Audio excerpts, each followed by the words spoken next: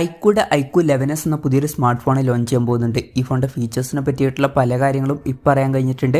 അതുപോലെ തന്നെ ലോഞ്ച് ടൈമിനെ കുറിച്ചിട്ടുള്ള ചില ന്യൂസുകളും ഇപ്പം പുറത്ത് വന്നിട്ടുണ്ട്.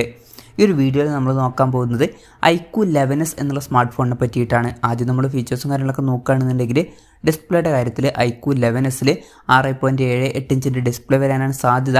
ഇതിൽ 2K റെസൊല്യൂഷനും കാര്യങ്ങളൊക്കെ വരുന്നതായിരിക്കും. വളരെ മികച്ചൊരു റെസൊല്യൂഷനും കാര്യങ്ങളൊക്കെ ഈ ഫോണിൽ വരും. പിന്നെ E6 AMOLED ഡിസ്പ്ലേ ആയിരിക്കും ഇതിൽ വരിക. 144 ഹെർട്സിൻ്റെ റിഫ്രഷ് റേറ്റ് ഈ ഫോണിൽ സപ്പോർട്ട് ചെയ്യുന്നതായിരിക്കും.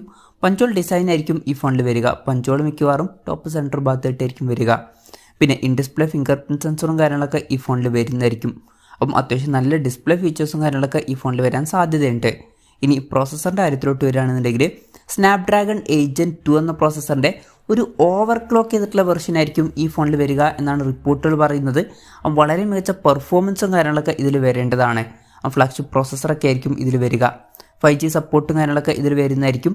ഈ ഒരു ഫോണിൽ 8GB റാം വെർഷനും 12GB റാം വെർഷനും അതുപോലെ തന്നെ 16GB റാം വെർഷനും വന്നേക്കാം. ഇൻറ്റേർണലിൻ്റെ കാര്യത്തിൽ 128GB ഇൻറ്റേർണൽ വെർഷനും 256GB ഇൻറ്റേർണൽ വെർഷനും 512GB ഇൻറ്റേർണൽ വെർഷനും അതുപോലെ തന്നെ 1TB ഇൻറ്റേർണൽ വെർഷനും വന്നേക്കാം. 3.5mm ഓഡിയോ ജാക്കും അതുപോലെ തന്നെ മെമ്മറി കാർഡ് സ്ലോട്ടും ഈ ഫോണിൽ വരാൻ ചാൻസ് ഇല്ല. സ്റ്റീരിയോ സ്പീക്കേഴ്സും കാര്യങ്ങളൊക്കെ ഈ ഫോണിൽ വരുന്നതായിരിക്കും. Android 13 ബേസ് ആയിട്ടുള്ള ഫൺ ടച്ച് OS സോഫ്റ്റ്വെയർ ആയിരിക്കും ഈ ഫോണിൽ വരിക. ക്യാമറയുടെ കാര്യം പറയുകയാണെന്നുണ്ടെങ്കിൽ ഫോണിൻ്റെ പിന്നിൽ ട്രിപ്പിൾ ക്യാമറ സെറ്റപ്പ് വരാനാണ് സാധ്യത. 50 MP മെയിൻ ക്യാമറ സെൻസർ ആയിരിക്കും ഈ ഫോണിൽ വരിക. ഇതിൽ OS എന്നുള്ള ഫീച്ചറൊക്കെ സപ്പോർട്ട് ചെയ്യുന്നതായിരിക്കും. രണ്ടാമത് 8 MP ultra wide angle lens വന്നേക്കാം. മൂന്നാമത് 13 MP ഒരു ടെലിഫോട്ടോ ലെൻസ് വരാനാണ് സാധ്യത. ഫ്രണ്ടിൽ 16 MP സെൽഫി ക്യാമറയും വന്നേക്കാം. ഇനി ബാറ്ററിയുടെ കാര്യം പറയുകയാണെന്നുണ്ടെങ്കിൽ 5000 mAh ബാറ്ററി ഈ ഫോണിൽ വരുന്നതായിരിക്കും. അതുമാത്രമല്ല ഇതിൽ 200 വാട്ടിൻ്റെ ഫാസ്റ്റ് ചാർജിങ് സപ്പോർട്ടും വന്നേക്കാം. വളരെ മികച്ചൊരു ചാർജിങ് സ്പീഡും ഇതിൽ വന്നേക്കാം. Type C ചാർജിങ് പോർട്ടുമായിട്ടായിരിക്കും ഈ ഒരു സ്മാർട്ട് ഫോൺ വരിക. വളരെ മികച്ചൊരു ബാറ്ററി സെറ്റപ്പൊക്കെ ഈ ഫോണിൽ വരാൻ സാധ്യതയുണ്ട്. ഇതാണ് ഫീച്ചേഴ്സിനെ പറ്റി പറയാനുള്ള കാര്യങ്ങൾ. പിന്നെ ലോഞ്ച് ഡേറ്റിൻ്റെ കാര്യം പറയുകയാണെന്നുണ്ടെങ്കിൽ അതിനെ പറ്റിയിട്ടുള്ള കൂടുതൽ കാര്യങ്ങളൊന്നും ഇപ്പം പറയാൻ കഴിഞ്ഞിട്ടില്ല.